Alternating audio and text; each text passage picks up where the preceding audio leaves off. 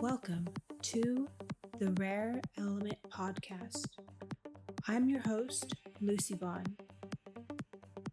Some temples are built to be found, others are built to protect a voice from being extinguished. What kind of man builds one that does both? In this rare conversation, I sit down with a man who carved his legacy into the living fabric of American occultism.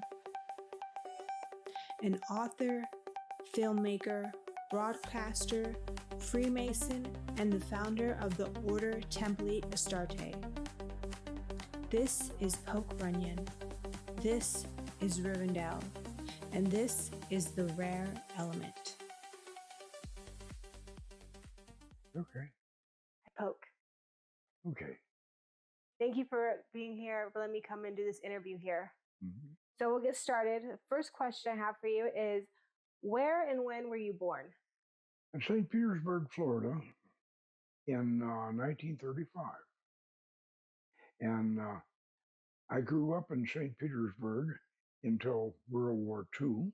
And then during World War II, I spent the whole war outside of Atlanta, Georgia, with my grandparents, while my father and my uncle were both overseas in the South Pacific, and I had a lot of wonderful times in Georgia, which kind of have a bearing on magic, which I'll get into as we go get along into it. Mm-hmm. Yeah. Can you tell us about your childhood? Yeah, that was what I was going to say. Is when I was in Georgia, and this was during World War II, I and my other boyfriends, and we were all playing war games and whatever, and we all had hideouts. And we had hideouts in basements, because up there outside of Atlanta, that was everybody had a basement in the houses. Mm-hmm. And we had these, and the kids, we had these hideouts, and they have secret passages to get into and everything. So we played cowboys and Indians and war games and everything in these hideouts. And quite frankly, I have come to realize that a magical temple is an adult hideout, a children's hideout. It's and magic, ceremonial magic especially, is a kind of an adult. It's an adult form of childish play, because we have all sorts of toys and all sorts of you see, ceremonial magic it partakes of drama, mm-hmm. It partakes of music, it partakes of poetry, and all of these things are entertaining and are exciting. It's a kind of a childish, return to childhood type activity for adults. Mm-hmm. And I can think of any number of analogies along this line, but because psychiatrists will tell you that children think magically, mm-hmm. and that magic is a childhood thought process. Mm-hmm. Well, yeah, but it's fun, mm-hmm. and the main thing about ceremonial magic, summoning of spirits, angels, and so-called demons, although most of them are really not demons, but they're spirits. But this is all fun. This is a fun thing to do, and it's challenging and it's fun, and and this temple that we're in right now, I built this whole temple myself. Now, granted, wow. Yeah, granted, as I grew up, when I was in my 20s, still in my 20s, I became a designer for Ringling Brothers Circus. Oh, wow. Oh, yeah. I designed the whole 63 show for the show for Ringling Brothers Circus. And this is why, if you take a look at this, circle on the floor, this is a result of my my work for Ringling Brothers. It can be stepped on by elephants. It's very, very strong. And the same thing with the altar over there. Magical temple furniture takes a lot of wear. You know, a lot of wax strips on it, and because we use a lot of candle wax and all. Anyway, Magick is, as I said, is a childhood, is a kind of a continuing our childhood, and it's fun and it's fulfilling. What first led you to magic?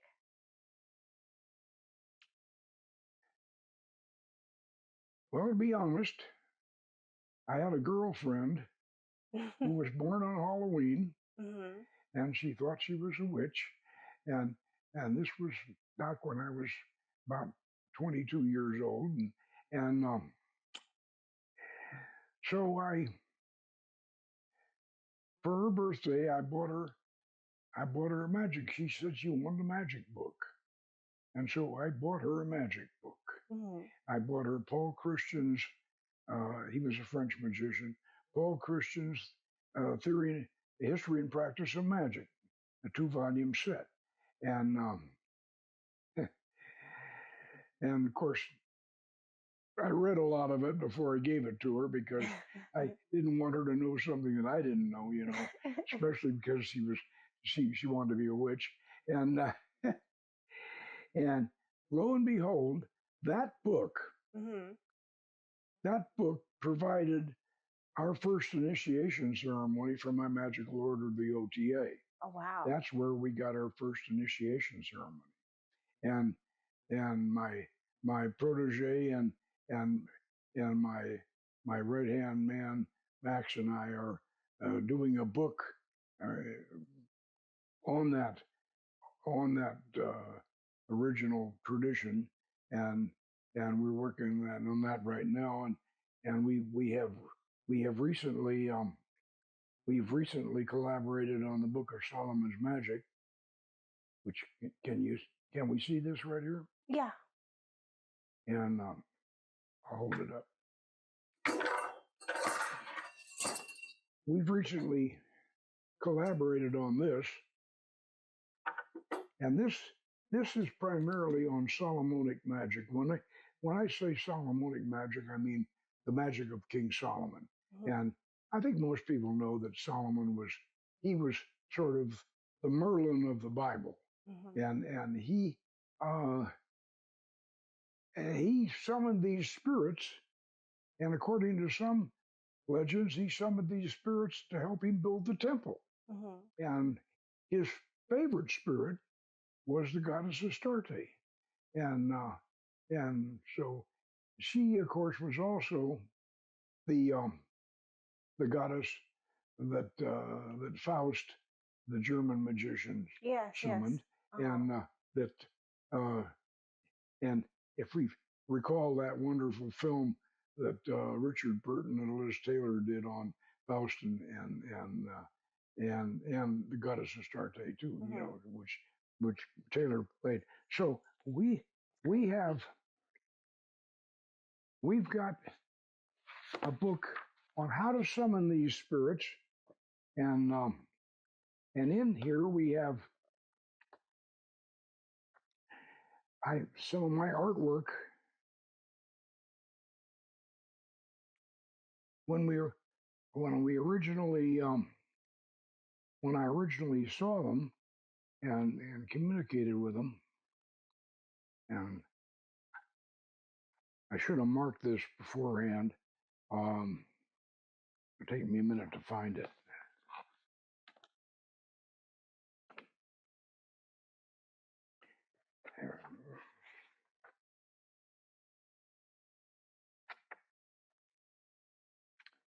This was the way I saw Baal, the consort of Astarte. This is the way I saw her in the mirror, in the dark mirror when I first contacted him.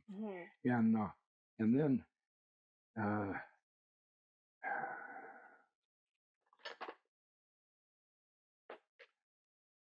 And this was the spirit Vishago. Wow. And he gave us quite a prophecy, and we made a video about it. And he predicted 9/11, and he predicted the assassination of the president of the Congo. And this was the way I first saw the goddess Astarte. Wow. Yeah. Beautiful drawings. Thanks. Now this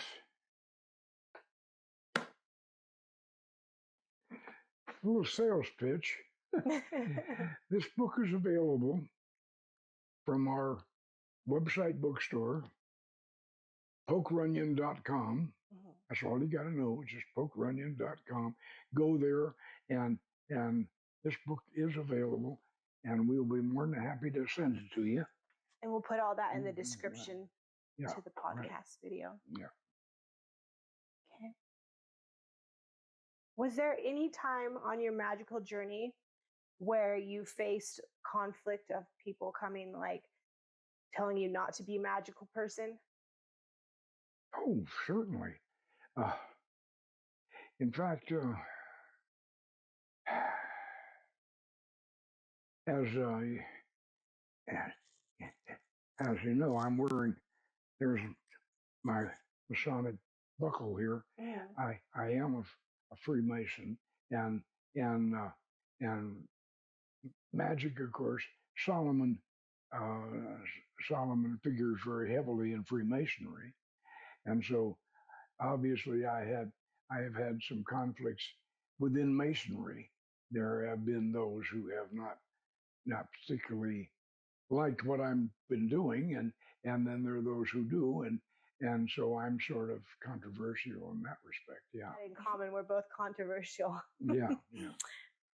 Was there ever a moment of contact, spiritual or otherworldly, that changed you? Oh, yes, definitely. One of the most important traditions in magic is that of knowledge and conversation with your holy guardian angel. Uh-huh. This is very important, but most people today in the magical tradition don't know that you actually have 3 holy guardian angels. Oh, wow. Yeah, you got 3 of them.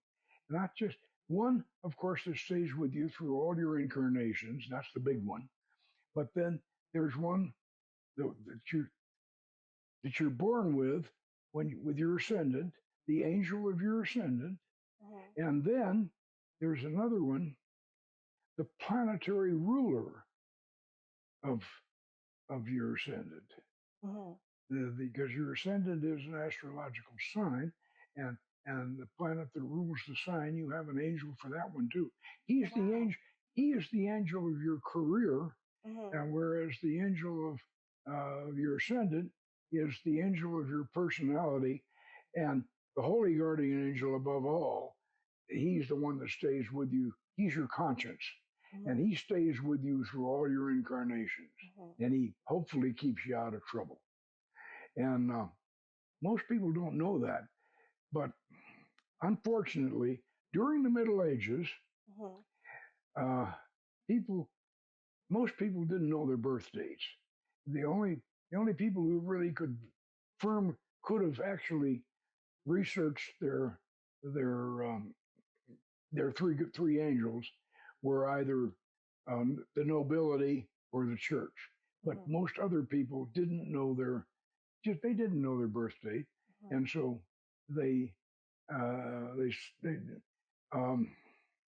system was created, the same system, but it was abbreviated down to just the one angel. Now, I'm not saying that medieval system doesn't work. It probably does work because many people have done it, and McGregor Mathers and Crowley attempted it. He never actually did it, unless you believe that that I was his guardian angel that supposedly delivered the book of the law to him. If you believe that was his guardian angel, I don't think it was, but Crowley tried to say that it was, and but he didn't. Crowley may have been aware of the three angel thing, but he never attempted it, and his mentor McGregor Mathers, the Golden Dawn, he didn't. He only attempted the one angel. Mm-hmm. Now, I did my Holy Guardian Angel retreat on all three, Mm-hmm. and my main guardian angel, and I keep the name to myself, but my main guardian angel gave me a vision of the laws of old, which we have on the pillars out there. You see the snakes running around the pillars out there. I don't know if their camera covered that, but this, they're sort of Samothracian snakes running around the pillars, Mm-hmm. and they have the laws of old in the ancient Enochian language that D.N. Kelly translated. But anyway, I got those during my Holy Guardian Angel retreat. They were given to me by my Holy Guardian Angel. Mm-hmm. And that was quite an experience. Mm-hmm. And the laws of old correspond to each of the spheres of the tree of life. You see the tree of life over there. Yes. And each of the spheres has one of the laws. And but I will admit that they're very much like, and they're very similar to something that Albert Pike came up with in one of his versions of the 28th degree in Scottish Rite. So that may have influenced me, but then that Pike may have been influenced by the same thing himself, because he was quite a magician. Yeah. Yeah. Anyway, and so that was a profound experience. Yeah. Magical experience. Very interesting. Yeah, that's new information to me. I know I've heard that the Native American tradition believed that we have 7 spirits that are there with us through life. The Native American traditions. Well, so did Cagliostro, Mm-hmm. and we believe the same thing. Mm-hmm. There's a special angel for each one of the spheres, and of course we follow the Canaanite tradition of Solomon. And Solomon really didn't believe in Yod-Heh-Wah-Heh. He didn't believe in Yahweh or Jehovah. Mm-hmm. He was a follower of the same as his friend Hiram of Tyre, the Phoenician. He was a follower of Elyon, the old father god, Mm-hmm. and who was really the father of Jesus too. And so, and by the way, we are Rosicrucians, Mm-hmm. and we follow the pretty much the Valentinian Gnostic Christian tradition, and so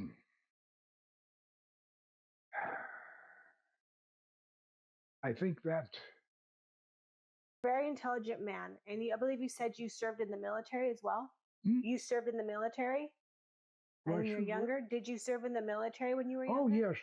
I was in U.S. Army Special Forces, Mm-hmm. and I am a graduate of the Special Warfare School. Mm-hmm. And I just received my lifetime membership in the Special Forces Association. Oh, wow. Yeah, Congratulations. Yeah. And yeah. So that brings me to my next question.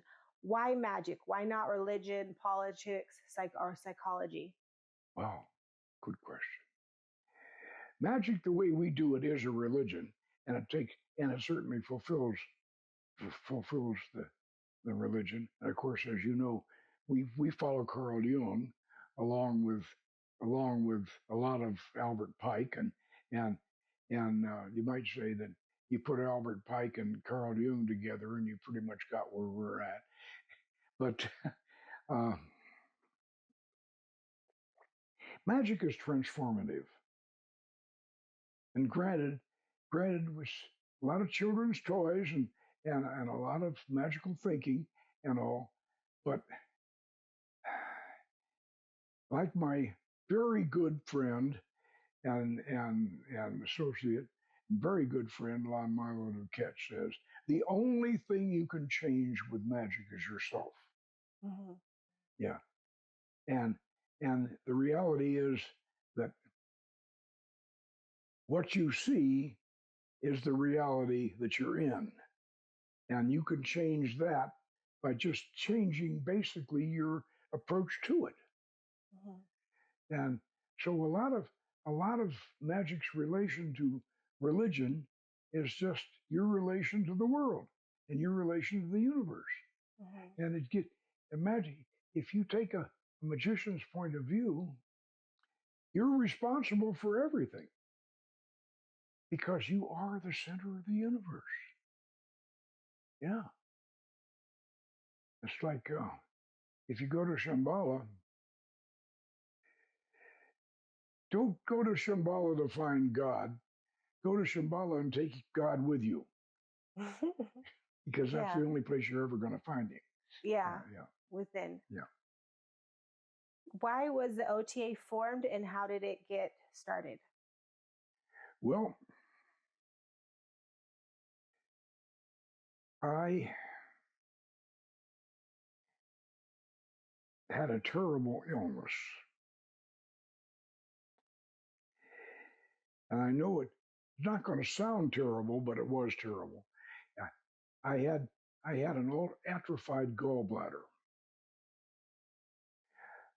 My mother, but primarily, I grew up in the South, and I had a couple of black mammies that raised me as much as my mother, and one of them was a hoodoo lady, and the other one was just a good old Aunt Jemima type black mammies, and they. And I told one of my black friends one time, I said, soul food made me what I am. And the reason is that they cooked everything in bacon grease. Mm. And so what happened is by the time I was 30 years old, my gallbladder had turned to solid rock. Ouch. And I was dying. I was literally dying. And I've been trying to hypnotize myself because I thought it was an ulcer. And I can cure an ulcer because it's psychosomatic. I can cure it. But that's how I got into mysticism because I kept hypnotizing myself, but it didn't do any good. The pain would keep coming back. Oh my God, you got a gallbladder that's solid rock and it was as big as my fist. Mm-hmm. You can't hypnotize it away. And so I got into Tibetan mysticism, and I didn't know any Tibetans at the time. I eventually did, but all I had was the Evans Wentz books. But I started a personal practice of Tibetan mysticism, Mm-hmm. Tibetan Tantra, Mm-hmm. and I got pretty deep into it, and then I discovered or rediscovered Western ceremonial magic. I got some books on it, and then I switched over from Tibetan Tantra to ceremonial magic. Mm-hmm. And then I wanted to contact spirits, but I couldn't. How do you bring spirits to visible appearance? And I struggled and struggled and struggled and struggled trying to summon spirits. So, and continued to hypnotize myself. Mm-hmm. And finally I discovered that God created man in his own image. Mm-hmm. Now, not only does the Bible say that, but Hermes Trismegistus says that too. And that's the truth. God created man in his own image. And so if you stare at your reflection in the mirror, in a dark mirror, in the candlelight, and you stare at your reflection, it's going to fade out. And if you're conjuring, what fades back in is what you're conjuring. Mm-hmm. Immediately, people will say, "Oh well, yeah, well, we all know that. That's the way the Hindus do reincarnation." Mm-hmm. Well, that's okay for Malkuth if you're going to operate in the sphere of Malkuth. That's what you're do that. That's what you're going to get. You're going to get a previous incarnation. Mm-hmm. But if you operate in Yesod, and I'm looking at the tree of life, where all the spirits are, Mm-hmm. then you're going to get the spirits you're asking for. Mm. And this is, by the way, a scientist by the name of Troxler did this, and so ever since then, like scientists always do, if a scientist discovers it, they call it by the scientist's name, not by something that's been done by thousands of people for years and years and years. And so it's called the Troxler effect. Mm-hmm. And because Dr. Troxler he's the first scientist who did it. Yeah. So now we call it the Troxler effect. Okay. But otherwise it's been known for, centuries. And so I summon the spirits that way. And a lot of people don't like that. They don't like to realize that because you can't use it for black magic.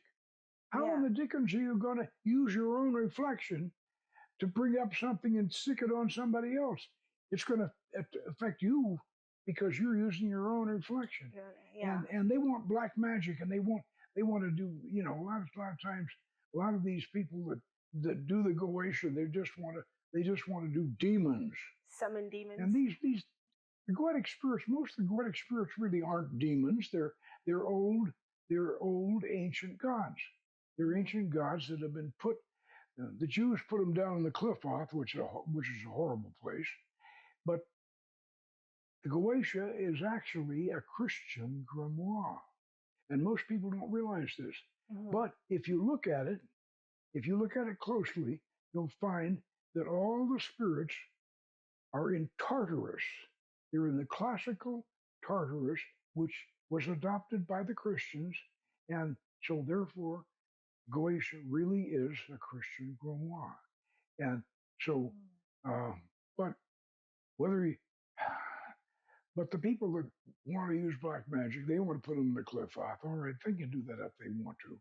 But then they're going to be the ones that feel the bad effect if they try to stick one of those facial reflection manifestations on somebody else. Yeah. Why did the Jews put the spirits in the Cliff-Oth? They put their spirits in the Cliff-Oth because they believed that women are the source of all evil. All evil. Mm. Yeah, they are. And Lilith, there's stories about Lilith, and of course Eve is responsible. She bit the apple and she offered the apple to Adam, and then women are the source of all evil. They aren't even allowed in the synagogue, and so they're going to put all the demons supposedly fell into the Cliff-Oth like broken shells, and the evil spirits in the Cliff-Oth. And the Cliff-Oth is a horrible place. Mm-hmm. It's the bottom of the tree. It's a garbage dump. Mm-hmm. But Tartarus is, as we know from Greek mythology and from Dante, even from Dante, it's not a terrible place. And so, but the important thing is, as I said, that the Goetia is really a Christian grimoire. Mm-hmm. We got started with Goetic magic, yeah. And yeah. Wow. What is the meaning of the Temple of Astarte? What is the meaning of the Temple of Astarte? Well, Astarte, as I said, was Solomon's muse, mm-hmm. and of course Faust also was, as we know, and she is the queen, was the queen of heaven of the Canaanites, and Solomon, as I said, he was not a Hebrew. Solomon was a Canaanite. Oh wow! And he built, You know, when he asked Hiram of Tyre, of the Phoenician, to help him build the temple, um, Hiram of Tyre said, "Praise the Lord," Mm-hmm. and they were both praising the same Lord. And one of the things the Masons don't realize is that the lost word is really Elion. Mm-hmm. They don't realize that. Really? Yeah, because because that that was lost. You know, when not first temple but second temple, at and that's something that some Masons don't want to realize that. Yeah. Yeah. But anyway, Very interesting. My next question is, how do you define ritual magic and how does it connect to otherworldly intelligence?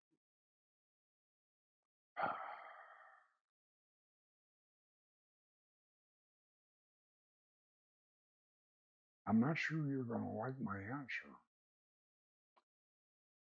Just remain controversial. Oh, yeah. As my friend Lon Duquette says, it's all in your head, but you have no idea how big your head is. Yeah. That's good. Your skull encompasses the whole universe. Your skull is really the brass vessel of the Goetia, and that spans, and the Goetia spans the whole universe, and all the spirits, all the angels, everything. It's all in your head, and it's all in your imagination. And magic is the creative use of your imagination. Yeah. Yeah. Awesome. What makes the O.T.A. different from traditional Masonry, Golden Dawn, or Wicca? I think we've been pretty much covering all of that. Traditional Masonry, of course, is still considers Jehovah to be, to be both the Christian and the Jewish God. And as I said, I'm a Valentinian Christian, and especially in my Rosicrucian side. I'm a pagan. I'm a classical pagan in the lower order, and the O.T.A. is under the Church of the Hermetic Sciences, and the O.T.A. has goes all the way from the first degree of Credit Rapport, the first degree, to the third degree. From the fourth degree of Credit Rapport to the seventh degree, that is our Rosicrucian element. That's all. That's where we get into Valentinian Christianity. And does that answer the question? Yeah, that does. So on this podcast, we like to get into extraterrestrial life forms and paranormal experiences. Do you believe spirits, gods, and ETs are different or the same intelligence in different makes, different masks? They're different. They're different. They're all different. But you've got them all inside your head. I know that's a paradox, and it's kind of difficult to turn yourself inside out, but you have to do it. You have to realize that you are the center of the universe. You're the center of the universe. And everything you see, we have any number of different realities, but three realities encompass them all. The first reality is your personal reality. And then there's your shared reality. And then there's the ultimate reality. And the ultimate reality encompasses them all. And the personal reality does too. And there is, this is so hard for people to grasp. Then and they think the spirit is something outside of me, and expression, oh, the devil made me do it. Mm-hmm. Well, that's what they so often they want, another spirit, or a UFO, or an extraterrestrial, or something like that. They want another spirit to blame for something. Mm-hmm. Mm-hmm. You can't blame any. You have to accept all the blame yourself, and you're responsible for everything. You're responsible for the whole universe, and this is one of the hard things to grasp when with what we call enlightenment. Mm-hmm. You know, enlightenment, to become responsible for everything and everybody. That can sound like a heavy load to carry. I know, and yet at the same time, I must admit I shove it aside and slide back into even my prejudicial, into some of my prejudices. You know, some things I know better off not to, you know, that I shouldn't be, but it's more comfortable. Mm-hmm. It's more comfortable. It's more comfortable to live in an unenlightened state. But you are going to, if you follow this path, you are going to eventually achieve enlightenment. Mm-hmm. I can almost guarantee it if you progress along the lines that we progress, because that's the nature of the Holy Grail. And the Holy Grail really is inside you. And anyway, have you got another question? Yeah, I got a few more. You know what? They told me to be quiet. They said power is dangerous. So you know what? I made it look good. Everything I create begins with one belief: that beauty and power were never meant to be separated. That desire isn't dirty or dangerous. It's divine. They said original sin was the fall of mankind. But it turns out it was just the rise of woman. I learned that good was just another word for small. I don't do nice. I do honest. I do beautiful. I do whatever the hell I want.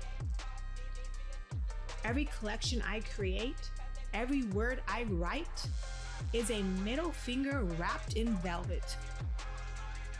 If that makes you uncomfortable, good.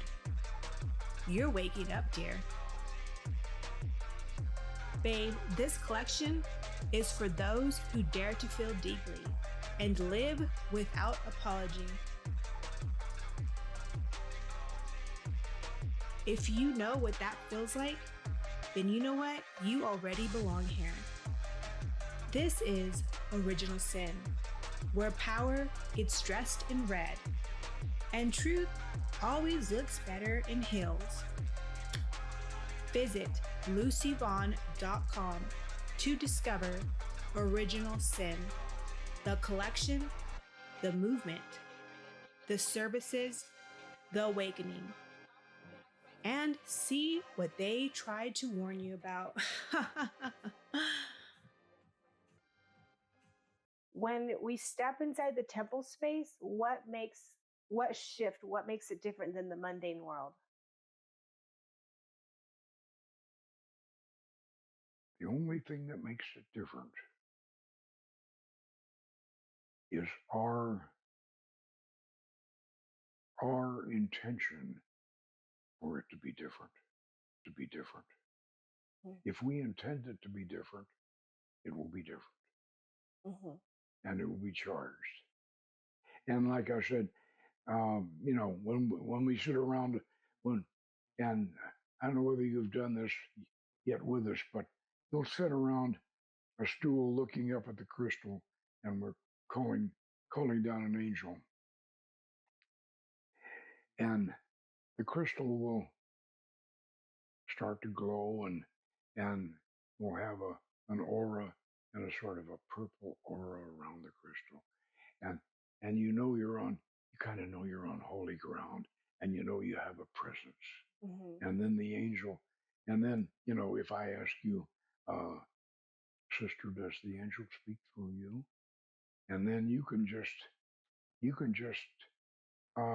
start channeling, and most of us do. And so we'll have an evening with an angel. We'll all have the angel talking through us. It's a wonderful experience, and and yet that angel belongs to all of us, Mm-hmm. and that angel and the crystal belongs to all of us, and the aura.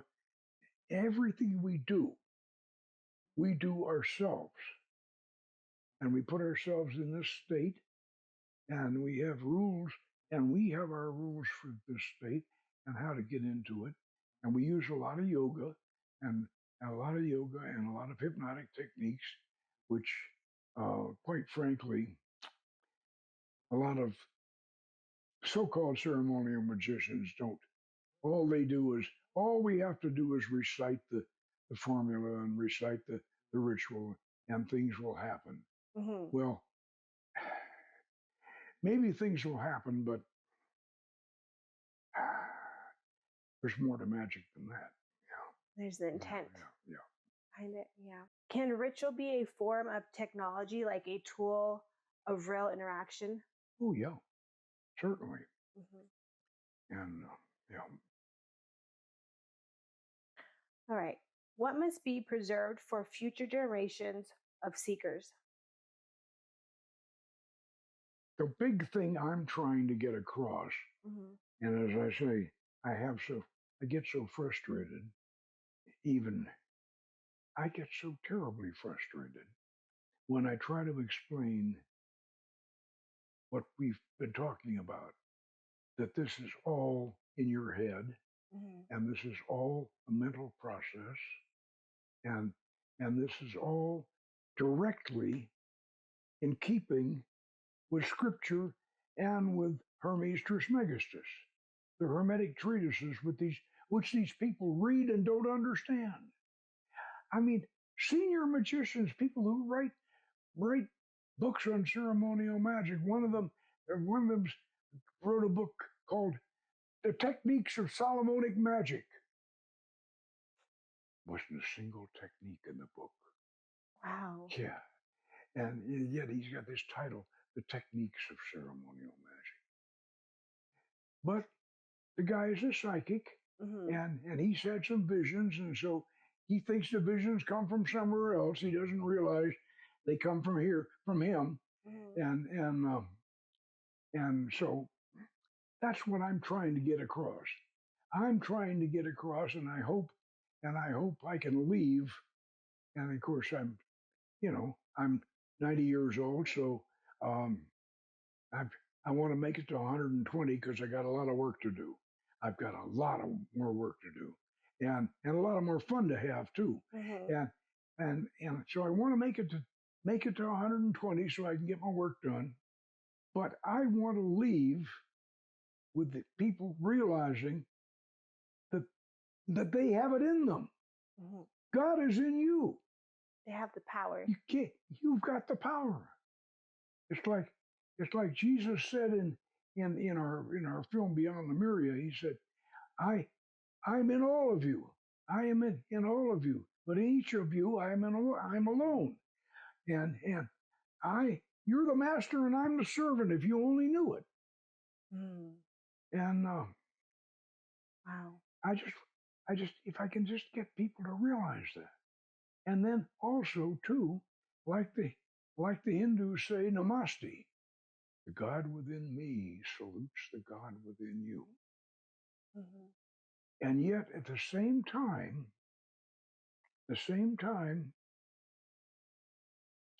the Hindus voiced namaste, believed in all these things. And yet they had ferocious violence with the Muslims who essentially believed in the same thing. They have, if you read the Quran, you find that that the Muslims are charged with being tolerant and especially with other believers and whatever. And but they killed each other by the millions. When the British left India, the Muslims and the Hindus went to war with each other, and yet they have this beautiful philosophy. I want this beautiful philosophy to last. Yeah. I want them to really accept it. I want it to happen. Yeah. Yeah. I think the world would be a much better place. Oh God, would it ever be? Yeah. One of the things I've caught on so far is the power of the imagination and creativity for a child to make an understanding of the world and kind of come into connection with something greater than themselves.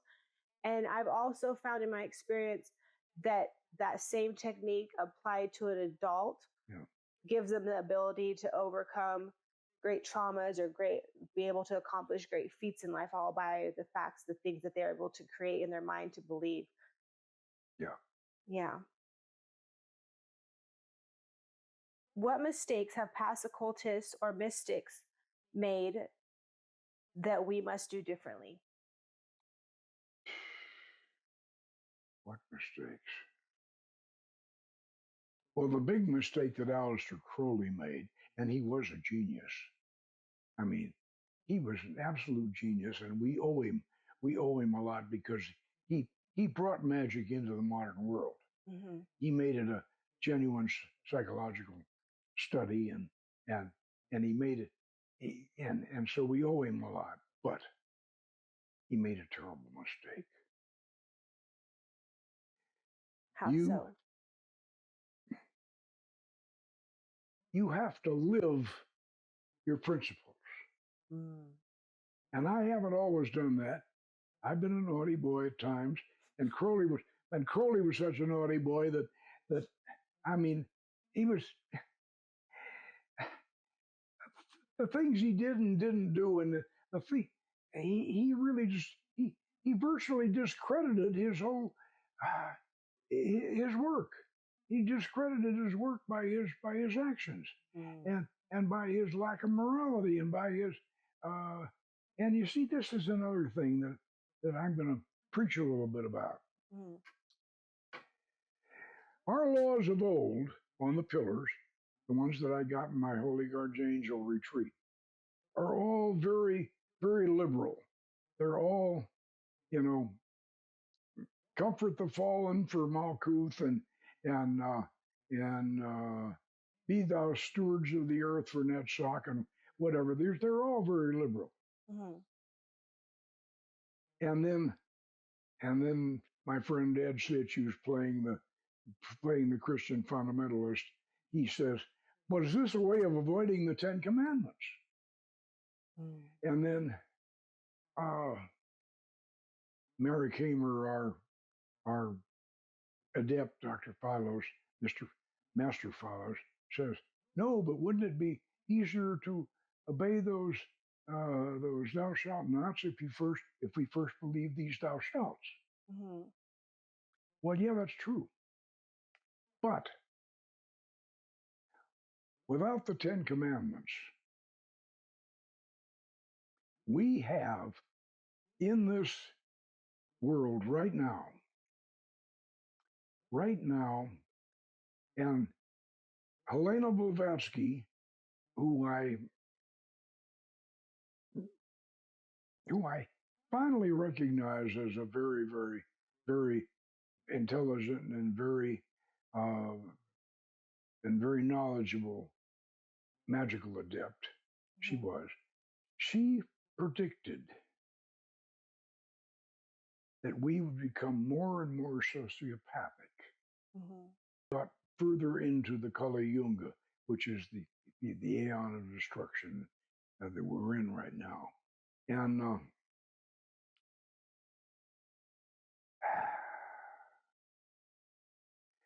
she thought, I'm not going to quote that percentage because I think it's outrageous, but there's a huge percentage of our population, and we're experiencing this right now, and trying to clean up Washington D.C. and some of these cities. We have a huge number of our population that are outright sociopaths. They have no souls. Mhm. These are soulless people. Yeah.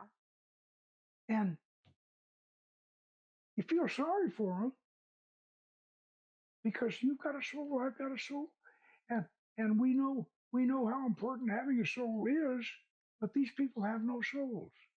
A lot of them can pretend they can be very intelligent, and some of them can pretend to have souls, and they're very good at that, a lot of them.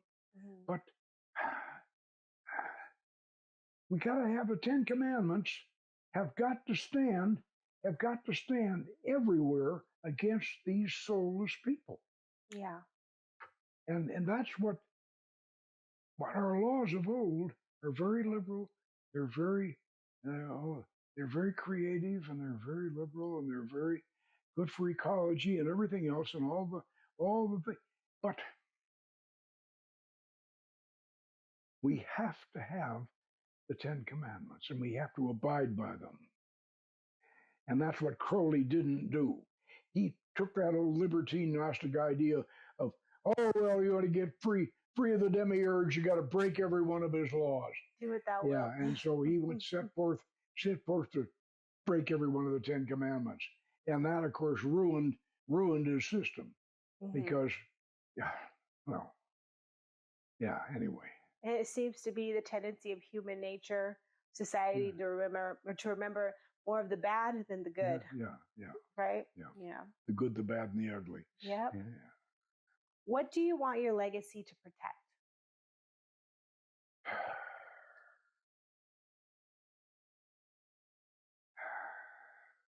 What do I want it to perfect? Protect. What do you want your legacy to protect? Oh, I want it to protect the principles, primarily the principles of Valentinian Christianity, Mhm. because our big problem, and it's a problem with Masonry, and it's a big problem, is the big important thing about Valentinian Christianity is that the soul, Mhm. human soul, is not complete. It is not complete until it is reunited in marriage, and the creative act of marriage produces the family, and the family is the basis of everything. Mhm. Now, granted, I lost my daughter and my first wife, and all, and so I've suffered a loss, but at least I've tried. I've fulfilled my obligation to have a child and raise her well. And even though the Lord saw fit to take her, but I've made mistakes and all that. But marriage and the united soul, your wife, a man's wife is his soulmate, and that's the whole soulmate principle got started with Valentinian Christianity. And Valentine realized that the soul was androgynous, and his concept of Christianity, of Christ, was androgynous, and the concept of the soul uniting in marriage, that was the sacrament of Valentinian Christianity, was the sacred marriage. Unfortunately, Crowley didn't realize that he really was a Valentinian Christian. He didn't even know he was, and he hated Christianity because of his mother. His mother was a tyrannical fundamental Christian, and thought he was the beast, and all that, but he really was, and the Gnostic Mass really is a sacred Mass, even though it, he once pulled he pulled a man's charter for a lodge. A guy had a lodge, uh, had a lodge built up, and he would not denude his priestess for the Gnostic Mass, and Crowley pulled his charter. Mm. Crowley didn't know when to compromise. He didn't know we have to be worthy. We have to be worthy to wear the cross. We have to be worthy to oh, and even if it's rose cross, we have to be worthy of wearing it.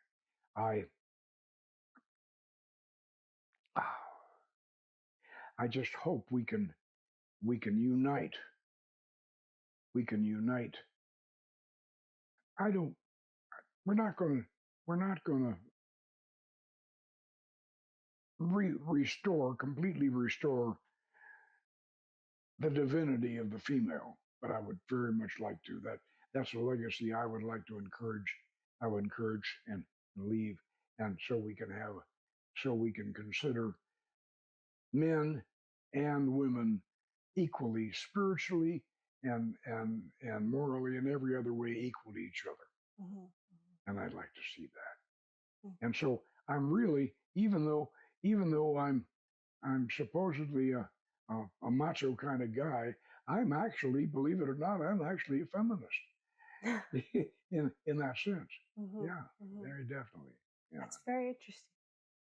Before we go, can you tell us about the film that you're doing with Johnny Royal? Yeah. The documentary? It's called American Magic, Mm-hmm. and it involves really a lot of what we have been discussing. Mm-hmm. And one of the most important things about it is it opens up with the Rose of Paracelsus, and this is a kind of a magical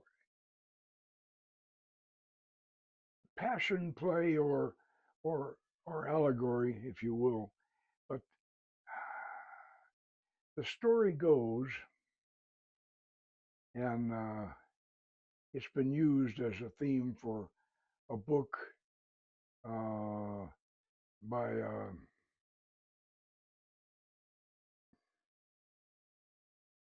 fellow by the name of Picard. He used it as a title for a book, the story. But the story was recounted by the Latin American writer, what was the guy's name? Well, this Latin American writer wrote the old legend, but what it is Paracelsus, the famous alchemist and magician, wants a disciple, and he prays for a disciple, and a young man visits him, and the young man visits him and brings in a rose in his hand, and he says, Paracelsus, if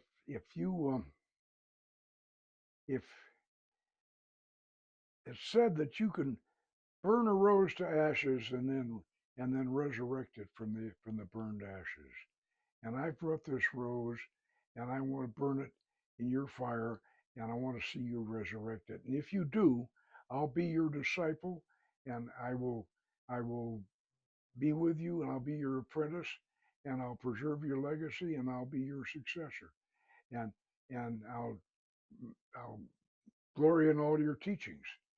But first, I want you to prove to me that you can do it. Mm-hmm. And he throws the rose in the fire. And Paracelsus looks at him and says, "What you're asking me is not magic. It's alchemy. But I can do it with magic. But you must do it yourself. I can teach you how to do it, but you must do it yourself. But it's magical, it's not alchemical." And the student says, "Well, obviously I've come to the wrong man. Obviously you're he's just virtually telling Paracelsus, well, you're a fake and at least you're admitting it. And he walks out. Mm-hmm. And so then Paracelsus, after the young man has walked out, Paracelsus goes to the fire, takes the ashes, and puts them in his hand. And then he says the words, and out of his hand grows the rose. Wow. That's the way we start off the movie, Mm-hmm. American Magick. And what I'm trying to do all through the movie is just what we've been doing in this interview, of trying to convince everybody that magic is here and here.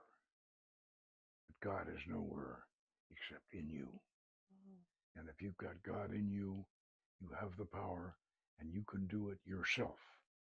And that's what American Magick is all about. Wow. Yeah. I look forward to seeing that. When is that going to be coming out? It should be out by this. Well, it'll be available by around Christmas. Mm-hmm. Don't you, Max? What do you think? Probably. Halloween. Yeah. Set to be released Halloween. Well, we say Halloween, but I'll believe it when I see it. This way, yeah. And is it going to be on Amazon Prime? Oh, sure. Amazon. Yeah, it'd be on Amazon. And right now, while we're at it, I have a film on Amazon Prime Mm-hmm. called Forbidden Occult, and Forbidden Occult is all of our previous documentaries in 4 chapters, and you can watch them all on Amazon Prime, and the title is Forbidden Occult. Yeah, I've seen those. They're very good. Oh, yeah. Well, I want to thank you so much for doing this interview with me. It's been very enlightening. Would you like to close us out with a final reflection, maybe an invocation or a message to the listener? Final message. Yeah. Let me think.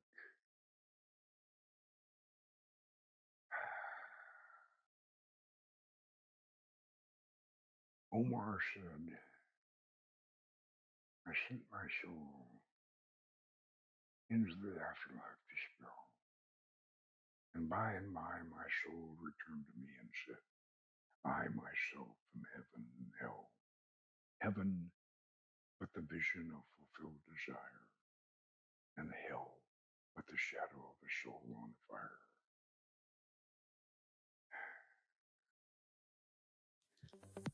Not all power announces itself. Some of it waits in silence, waiting for the ones who can truly hear it. This temple, this man, this magic has never stopped transmitting. And if you're listening to this now, you are not just listening, you are remembering. This is the rare element. The transmission's live, and the silence is over. This is the rare element. New episodes drop every Thursday. Subscribe on Spotify, Apple Podcast, YouTube, Podcast Addict, or wherever you get your podcasts. And remember, you are never alone.